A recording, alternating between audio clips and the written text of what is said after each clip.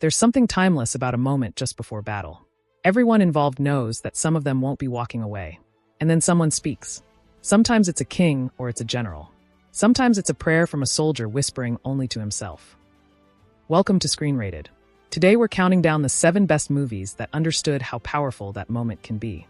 Some go big and heroic with an almost poetic feel to them. Others go quiet and fatalistic, like a confession made moments before death. War chants and pre-battle speeches exist in almost every culture because they serve the same purpose. They take fear and give it shape. They take chaos and give it meaning. Movies understand this instinctively, and some of the most unforgettable moments in cinema happen not during the battle itself, but just before all hell breaks loose. These are the 7 best battle speeches and chants that gave us chills. Number 7, Independence Day.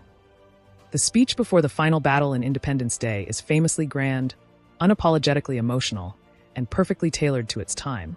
And that's exactly why it still hits decades later. Mankind, that word should have new meaning for all of us today. We can't be consumed by our petty differences anymore. It's a straight-up emotional rally cry, designed to make the audience sit up in their seats and feel like they're part of the moment. What the president does here is smart. The 4th of July will no longer be known as an American holiday, but as the day when the world declared in one voice, we will not go quietly into the night. We will not vanish without a fight. We're going to live on. We're going to survive. Today, we celebrate our Independence Day. He redefines the fight as something bigger than nations, borders, or politics. He frames it as humanity standing at the edge of extinction and deciding, collectively, that today isn't the day we roll over. He takes a global crisis and turns it into a shared human moment, using language that's intentionally inclusive. What really makes the speech endure is how it taps into collective identity, where for once, humanity is united by necessity rather than ideology. Everyone listening understands the stakes immediately. There's no confusion about what's being asked or why it matters. And yeah, it's dramatic and idealistic. It's borderline corny if you're feeling cynical. But that sincerity is the point. The film commits fully, without irony or apology, and the speech becomes the anchor of the movie. It's a moment where a 90s blockbuster just believes in itself, and because of that, we believe in it too. Number 6, Troy, Achilles' speech. Achilles takes a very different route with his pre-battle pep talk, and it works because it refuses to play by the usual rules. He doesn't give a rousing speech or capture the moment in poetic language. He simply exists in the space before combat with absolute certainty. Mohammedans, my brothers of the sword, I'd rather fight beside you than any army of thousands. Let no man forget how menacing we are. We are lions! Do you know what's there? Waiting, beyond that beach. Immortality! Take it! It's yours! His speech is short because his presence does most of the talking, and his words land with force because of who he is speaking to. He is speaking to men who already know war and do not need it explained. This is not a crowd of frightened recruits. These are veterans, men who have fought beside him, bled beside him, and survived long enough to understand exactly what waits on the shores of Troy. He isn't promising safety. What he offers them is something else, a chance to be remembered. This is hubris. There's no pretending this is noble, and everyone there understands it. Achilles is not chasing honor in the moral sense. He is chasing legend. He wants his name carved into time, and he invites his men to carve theirs alongside it. The speech works because it is honest about that desire. To the warriors, this is meaningful because they trust the man saying it. They know what fighting next to Achilles means. Survival is uncertain, glory is very possible, but memory is guaranteed. Immortality through reputation is the promise. And for warriors like them, that is more than enough to make them jump into the surf and charge the beach without hesitation. Number 5, Kingdom of Heaven. Balian delivers more grounded pre-battle speeches, and that restraint is exactly why they work. It has fallen to us to defend Jerusalem, and we have made our preparations as well as they can be made. We defend this city, not to protect these stones, but the people living within these walls. They aren't about glory or conquest. They're about responsibilities. He speaks calmly, deliberately, and without theatrical flourish. His words are focused on protecting civilians, maintaining dignity, and holding the line as long as possible.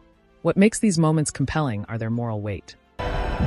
When this wall comes down, there will be no quarter. Your families will die. We can break this army here. So I say let them come. The soldiers listening understand that the odds are against them. Balian doesn't sugarcoat that. Instead, he offers purpose. Fight not because victory is guaranteed, but because surrender would betray who they are. His speeches reflect the film's larger themes about faith, duty, and leadership. Balian isn't driven by divine destiny or bloodline. He steps into leadership because no one else will. His discipline and resolve, fueled by conviction, carries him through the battle that follows. Number 4, 300. 300 approaches the idea of a battle speech differently than most films. The entire movie is a speech. From the beginning, there is a voice-over from Dilios telling the tale of Spartan King Leonidas to the gathered forces of the Spartan army. An army of slaves, vast beyond imagining, ready to devour tiny Greece, ready to snuff out the world's one hope for reason and justice. It was King Leonidas himself who provoked it. That framing changes how every pre-battle moment lands. You are not watching events unfold in real time. This is Sparta! You are hearing them retold as legend to soldiers who are about to fight their own battle. The story itself becomes the chant. The narration becomes the drumbeat. Instead of building toward one defining rally, the film leans into repetition, identity, and ritual. The Spartans do not need convincing. They made that decision in childhood. Their chants, shouts, and responses reinforce who they are and why they stand there. Every line spoken before combat feels like a reaffirmation because they were raised for this single purpose. What sets this apart is the idea of fearlessness as cultural programming. These men were trained for this end. Their chants do not hype them up. They steady them. The rhythm and certainty remove doubt before it can grow. By the time Dilios finishes telling the story to the assembled Spartans, you realize the movie has done exactly what a war chant is meant to do. It has prepared an army for battle through memory, repetition, and myth. Leonidas and the brave 300 to victory! Number 3, Braveheart. William Wallace's speech before the Battle of Stirling is raw, emotional, and intentionally chaotic. It doesn't sound polished. It sounds improvised, which makes it feel real. Will you fight? We will run! And we will live. Aye. Fight and you may die. Wallace isn't a general, so he speaks like a man who understands exactly how afraid everyone around him is.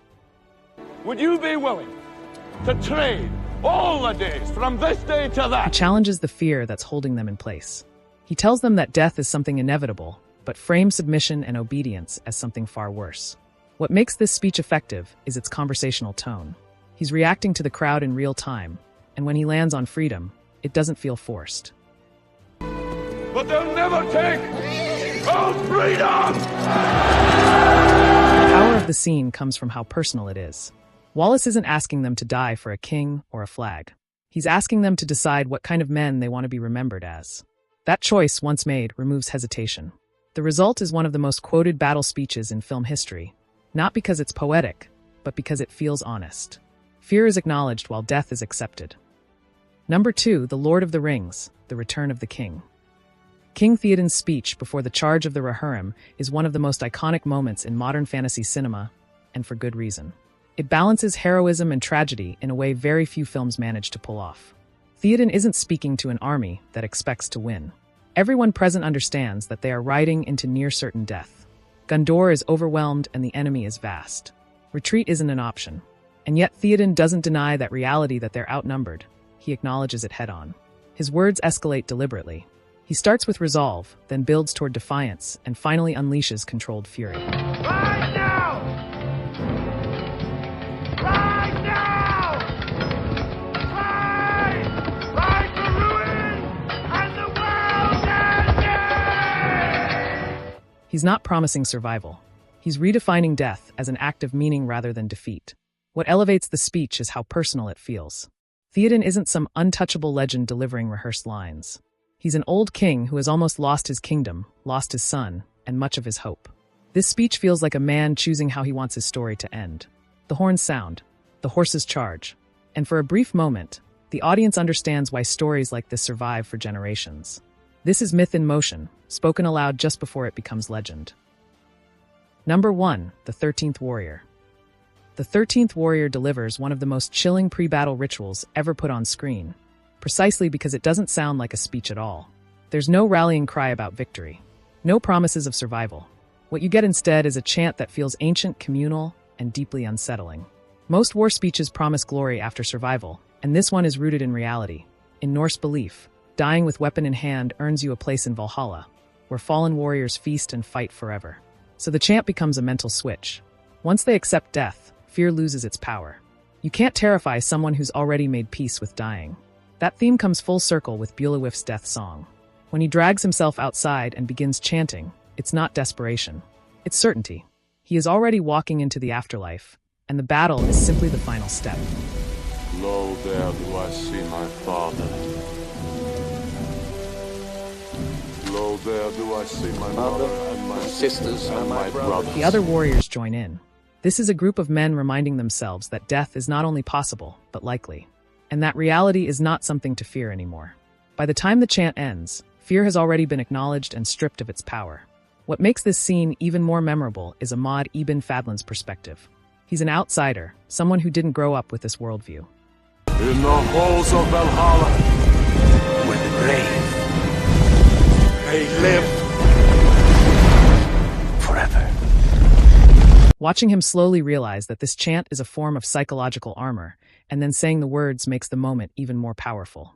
At that moment it was him saying, I might not make it out alive today, and if I don't, even though I'm a scholar, I die as a warrior, and that's enough.